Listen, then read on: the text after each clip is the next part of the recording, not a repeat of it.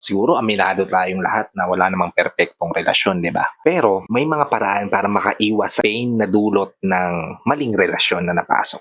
Kasi may mga red flags ka na dapat pinapansin o pinupuna bago mo tuluyang pasukin yung relasyon na inaalok niya. Kapag nakikita mo tong babanggitin ko na red flags, pag-isipan mong mabuti kung karapat-dapat ba siyang pumasok sa buhay mo. Kung interesado kang malaman kung ano itong mga red flags na to, tara, pag-usapan natin yan.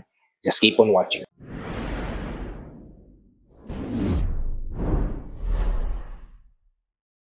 Hi, I'm Gary Pimo at gumagawa ako ng mga videos na katulad nito para matulungan ka na maging best version ng sarili mo at may bigay mo yung best self mo syempre sa taong mahal mo. Kaya kung bago ka pa lang dito sa channel ko, please consider liking this video. Hit the subscribe button and the notification bell para lagi kang updated sa mga videos na katulad nito na i-upload pa natin sa inaharap. Ano nga ba yung mga red flags na binabanggit ko? Ito yung mga hint, kapatid, para malaman mo kung karapat-dapat ba talaga siya ang pumasok sa mundo mo. At ang unang-una sa listahan dito, kapatid, ay yung minamadali niya yung relasyon nyo.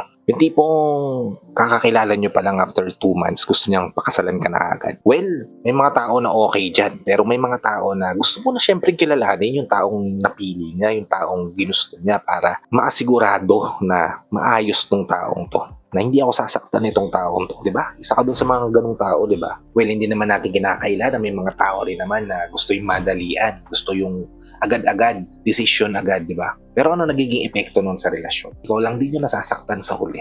Kayo lang din yung magmumukmok at madedepress sa huli.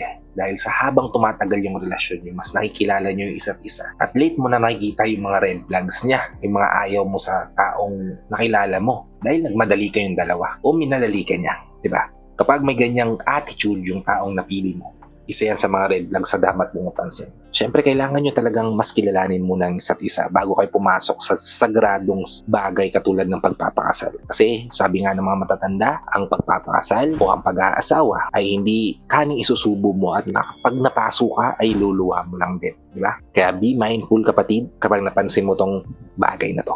Ikalawa, kapag nakikita mo na minamanipula ka niya, ramdam mo na simula pa lang yung relasyon nyo na minamanipula ka ng taong kakakilala mo pa lang. Or kung hindi ikaw, minamanipula niya yung mga tao sa paligid nyo para maging goods siya sa'yo, di ba? Pag ganyan yung nakikita mo sa tao, pinili mo, sa simula pa lang ng relasyon nyo, maging alert ka na. Kasi kung sa simula pa lang pinapakita niya na yung ganyang manipulation sa ibang tao, anong mangyayari sa relasyon niyo kapag nakampante na siya sa'yo? Well, it's up to you kung magpapatuloy ka sa ganyang relasyon. Pero ito ay isa sa mga red flags. Ikatlo, yung masyado siyang hyper. Yung tipong napaka-sensitive niya sa mga bagay-bagay na hindi na normal sa mga mata mo. Yung tipong konting mali mo, napupunan niya na.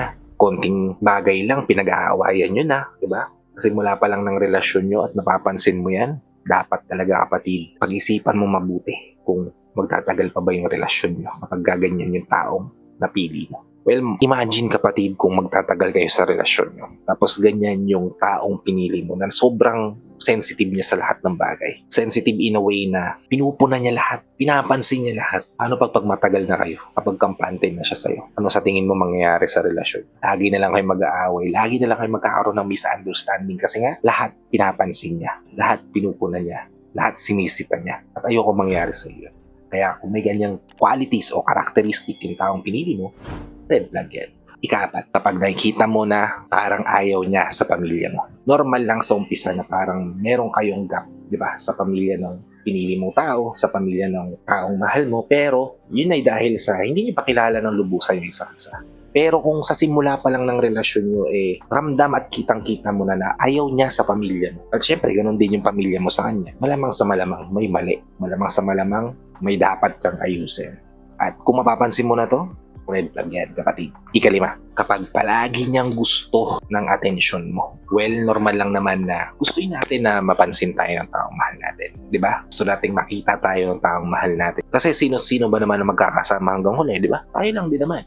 Pero kung excessive na to, kapatid, yung tipong pupunta ako sa trabaho, huwag ka nang pumasok kasi ganito, diba? Hindi na healthy. Ang tawag nga ng marami dito love bombing. Ibig sabihin, isa ito sa manipulative tactic ng mga tao na gustong makasigurado na nasa kanya lang yung attention mo. In a way, normal pakinggan, pero hindi to healthy sa relasyon. Dahil sabi nga, lahat ng sobra masama. Ngayon, kung masyado siya nangihingi ng attention mo, even if alam niya na mahalaga sa'yo yung mga bagay na ginagawa mo, makakasama yan sa pangarap mo, makakasama yan sa buhay mo, makakasama rin yan sa pagkatao mo. Kaya naman, kung may ganitong quality o characteristic yung taong minahal mo, isa yan sa mga red flag na dapat mong napapansin, nakikita early on sa relasyon. And I hope nabigyan ko kayo ng insight ideas o tips dito sa video na ginawa ko ngayon. If nabigyan ko kayo ng insight ideas o tips, please comment it down below na thumbs up. Malaking bagay na yan. And share this to your loved ones na pwede na natin matulungan ng video na to. Para nakatulong na kayo sa kanila, nakatulong na rin ako sa kanila. Sa lahat ng OFW viewers natin at sa mga viewers natin dito sa Pilipinas na walang sawang nanonood, sumusuporta, palagi nakatune in sa bawat video na ina-upload ko. Maraming salamat po sa palagian niyo panonood at pag-support. Kung bago ka pa lang dito sa channel ko, please consider liking this video, hit the subscribe button and the notification bell para lagi kang updated sa mga videos na tulad nito